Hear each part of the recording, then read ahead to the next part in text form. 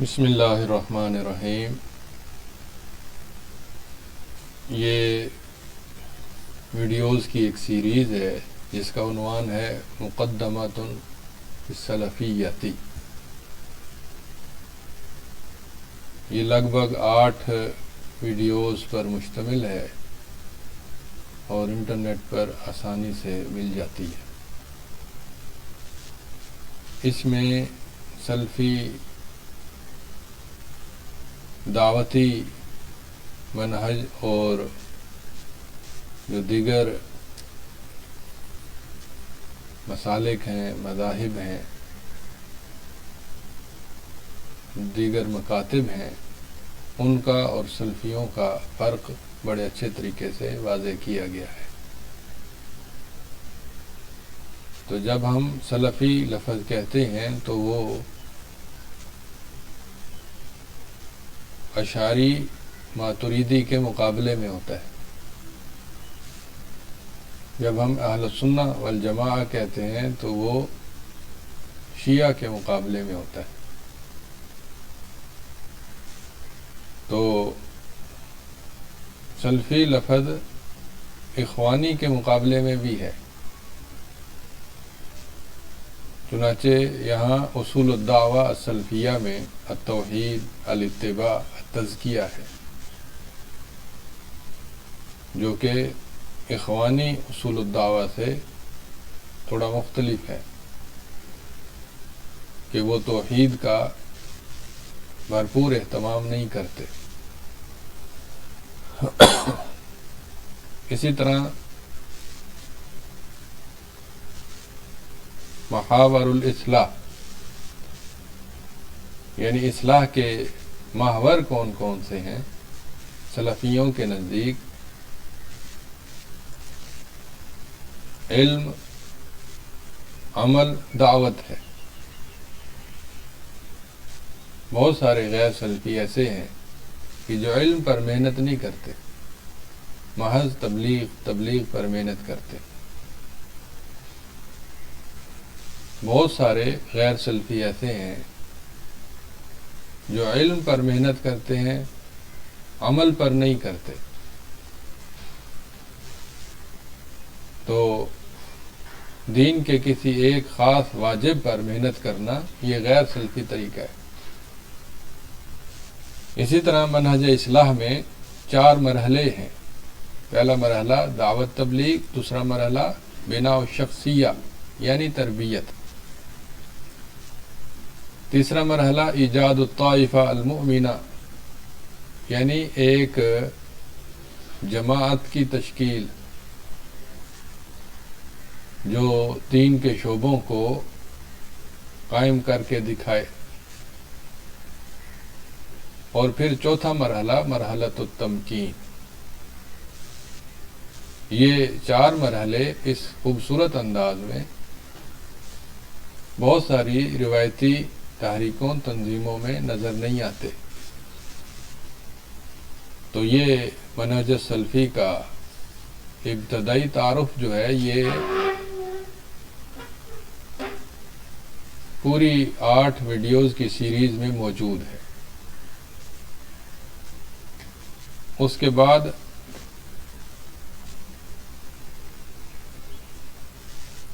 اس video کے بنانے والے نے سلف، سلفیہ اور سلفیون کا فرق بیان کیا ہے۔ سلف سے مراد صحابہ، تابعین، تبع تابعین۔ سلفیت سے مراد سلف کی پیروی کرنے کا اصول اور قاعدہ ہے، جو کہ غیر متنازع ہے۔ یعنی جو بھی مسلمان ہو وہ اس چیز کا قائل ہوگا کہ صحابہ، تابعین اور تبع تابعین ان کی پیروی کرنی چاہیے۔ تو اصولی طور پر تمام مسلمان سلفی ہوتے ہیں۔ تو سلفیہ یہ ایک اصول ہے، یعنی اتباع السلف، اور سلفیون وہ لوگ ہوتے ہیں جو سلف کے پیچھے چلتے ہیں۔ تو جو لوگ خود کو سلفی کہلاتے ہیں وہ سلفی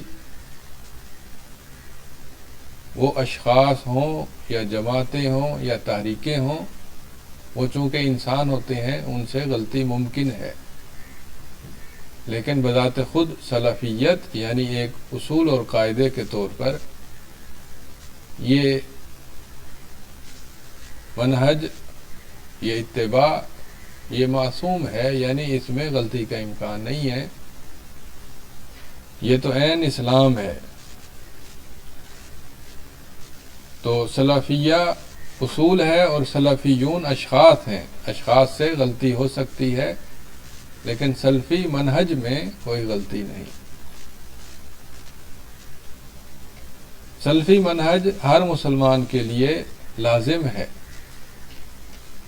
کیونکہ جب ہم سلفی منہج نہیں اپنائیں گے تو ہم پھر بدعت میں داخل ہو جائیں گے، اور بدعت گمراہی ہے۔ تو جو سلفی نہیں ہوگا وہ پھر لازماً معتزلی ہوگا، یا پھر اشعری ہوگا صفات کے معاملے میں، یا پھر صوفی ہوگا کہ بعض عبادات میں غلو کرتا ہوگا۔ تو سلفیت یہ ایک جماعت نہیں ہے، یہ ایک منہج ہے۔ سلفیت یہ ایک منہج ہے، یہ جماعت نہیں ہے، اور سلفی لوگ یہ ایک جماعت ہے۔ سلفیوں کا جو مؤسس ہے، بانی ہے، وہ خود نبی صلی اللہ علیہ وسلم ہے۔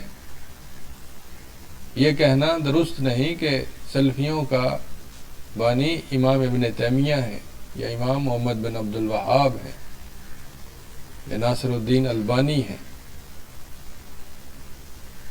سلفیوں کے یا سلفیت منہج کے جو مؤسس ہیں وہ خود نبی صلی اللہ علیہ وسلم ہیں، کہ انہوں نے ہی تلقین کی کہ سلف صحابہ کرام کے طریقے کو لازم پکڑو۔ سلفیت صحابہ کرام کے دور میں موجود تھی، اگرچہ یہ لفظ نہیں تھا، لیکن جب معتزلہ آئے اور انہوں نے غلبہ حاصل کیا اور انہوں نے تشدد کیا، تو ان کے مقابلے میں اہل سنہ کا لفظ پیدا ہوا، مشہور ہوا، اور اس لفظ کے ذریعے وہ ممتاز ہوئے روافض شیعہ سے اور معتزلہ سے۔ پھر جب اشاعرہ آئے اور انہوں نے صفات میں تعویل کی، تو ان کے مقابلے میں سلفی لفظ ضروری ہوا کہ اس کو استعمال کیا جائے۔ تو یہ سلفی لفظ کے استعمال کے مراحل ہیں۔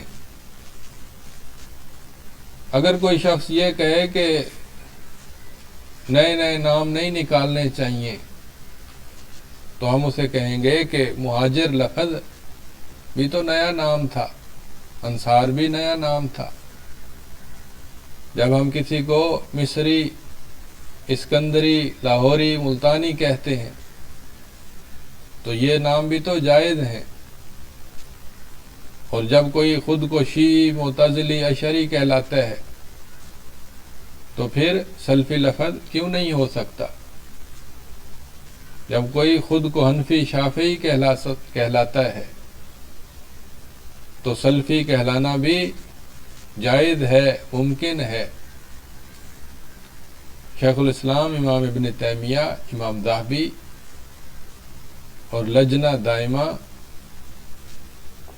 ان سب نے سلفی لفظ کے استعمال کی اجازت دی ہے۔ ہاں، یہ بات درست ہے کہ سلفی لفظ کا استعمال واجب نہیں، البتہ سلفی منہج کا التزام لازم ہے، یعنی صحابہ اکرام کے طریقے پر چلنا لازم ہے، چاہے خود کو سلفی کہلائیں یا نہ کہلائیں۔ سلفی کہلانا واجب نہیں، لیکن سلفی منہج کی اتباع لازم ہے ہر مسلمان کے لیے۔ السلام علیکم ورحمۃ اللہ وبرکاتہ۔